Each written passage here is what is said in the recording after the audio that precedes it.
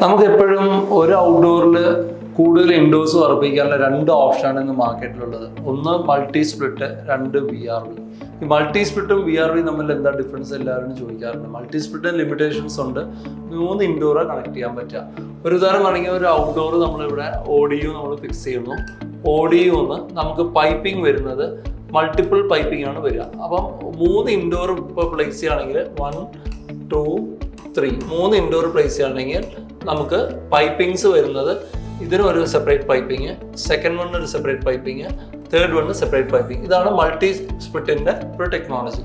ഇത് VRV ആകുമ്പോൾ നമുക്ക് മൾട്ടിപ്പിൾ ഇൻഡോർസ് 10 ഇൻഡോർ വരെ ചെയ്യാം, 10 അതിൽ കൂടുതൽ തന്നെ ആവാം. VRV ആകുമ്പോൾ ഒരു പൈപ്പിലാണ് നമുക്ക് സ്ട്രീം ചെയ്ത് പോവുക.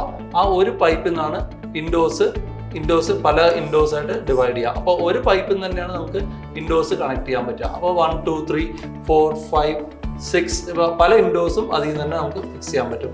അപ്പോൾ ഒരു സിംഗിൾ പൈപ്പിലാണ് നമുക്ക് ഒരു ഡിസ്ചാർജ് വരുന്നത്. മൾട്ടി സ്പ്ലിറ്റിൽ മൾട്ടിപ്പിൾ ഡിസ്ചാർജ് ആണ് വരിക. അപ്പോൾ ഈ ഡിഫറൻസ് ഉണ്ടാവും. കമ്പാരിറ്റീവ്ലി നിങ്ങൾക്ക് പ്രൈസ് നോക്കുകയാണെങ്കിൽ ഇത് ഈ VRVയുടെ കോസ്റ്റ് ഇപ്പോൾ 100 ആണെങ്കിൽ ഇതിൻ്റെ കോസ്റ്റ് വരുന്നത് 60 ആയിരിക്കും. അപ്പോൾ ഒരു 40% നിങ്ങൾക്ക് കോസ്റ്റ് കമ്പാരിറ്റീവ്ലി കുറവായിരിക്കും. അപ്പോൾ മൾട്ടി സ്പ്ലിറ്റ് എല്ലാവരുടെയും അപ്ലൈ ചെയ്യാൻ പറ്റില്ല. ചെറിയ ഫ്ലാറ്റ്സ്, പക്ഷേ ഇൻഡോഴ്സ് സെലക്ട് ചെയ്യാം. നമുക്ക് കാസറ്റ് പോവാം, 1 വേ കാസറ്റ് പോവാം, ഡക്റ്റബിൾസ് പോവാം, സാധാരണ ഹൈ വാൾ പോവാം. VRVനും നിങ്ങൾക്ക് ഏത് ഇൻഡോഴ്സ് വേണമെങ്കിൽ സെലക്ട് ചെയ്യാം. VRV ആണ് കുറച്ചുകൂടെ സൊഫിസ്റ്റിക്കേറ്റഡ് ടെക്നോളജി. പക്ഷെ മൾട്ടി സ്പ്ലിറ്റ് ഇപ്പോൾ നല്ല സെയിൽ വരുന്നുണ്ട്. ചില ബ്രാൻഡ്സിന് ഇപ്പോൾ LGയിലേക്ക് മൾട്ടി സ്പ്ലിറ്റ് അവൈലബിൾ ഉള്ളൂ. VRV ഒബ്വിയസ്ലി എല്ലാ ബ്രാൻഡ്സിനും അവൈലബിൾ ആണ്.